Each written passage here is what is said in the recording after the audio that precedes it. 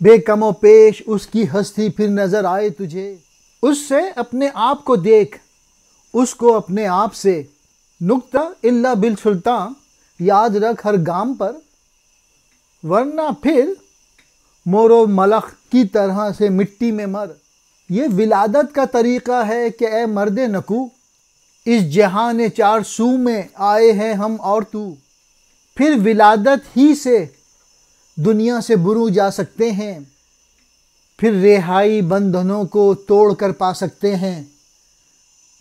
तू ठहरता आन कि ये कायनात तेरे सामने बेपर्दा हो जाए और अपने दामन से अतराफ़ की गिर्द धो डाले। मतलब ये कि तू मुजाहिदा कर, इससे तू ऐसे मुकाम पर पहुंच जाएगा जहां कायनात की ज़मा मकां की हदें ख़त्म हो जाती हैं और यूं इस कायनात की हकीकत तुझ पर वाज़ेह हो जाएगी और तू इसके वजूद में ना कोई कमी देखेगा और ना ज़्यादती। तू ख़ुद को उससे देखेगा और उसको ख़ुद से देखेगा। मतलब ये कि कायनात की हकीकत वाज़ेह होने पर तू जान लेगा कि ज़मा व मकां वग़ैरह कुछ नहीं, सब अल्लाह ही है। तू इल्ला बिसुल्तान का नुक्ता याद रख, वरना चींटी और टड्डी की तरह मर जा।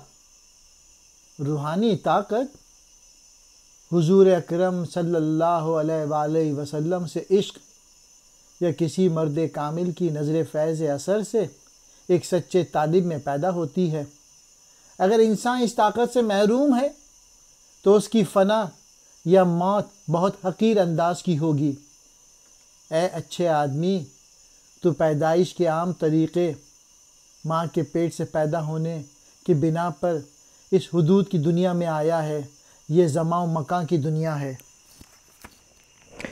जिस तरह तू माँ के पेट से बाहर आया है, इस तरह तू दोबारा पैदा हो सकता है, यानी ख़ुद को कायनात के पेट से बाहर निकाल सकता है और इस नई पैदाइश से तू कायनात या ज़मा व मकां की ख़ुद पर बंधी हुई ज़ंजीरें खोल सकता है।